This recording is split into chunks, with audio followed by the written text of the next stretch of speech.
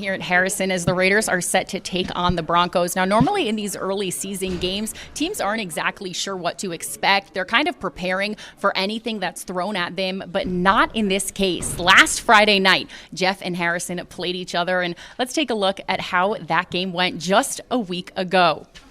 Harrison defeated Jeff 50-39, and for the Raiders, junior Malachi King, who was named tournament MVP, dropped 18 points against the Broncos and added 7 rebounds. Harrison head coach Mark Rinehart said Malachi King is really talented. He's a great passer, and he can score at all 3 levels, and he proved his perimeter skills last year.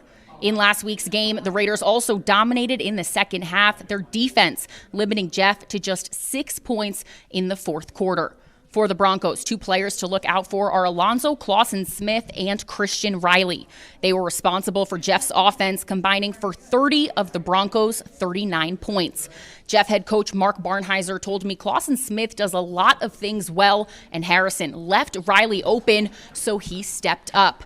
Before tonight's game, I caught up with Harrison head coach Mark Rinehart, and he told me last week's final score was not a good representation of that game. He said it was a 2-point game with 3 minutes remaining, and Harrison was able to pull away at the very end. He said tonight, this game is going to be anything but easy. He said it feels more like an end-of-the-year game. These teams are so familiar with each other's styles of play that it's going to be all about execution and who can execute at a higher level.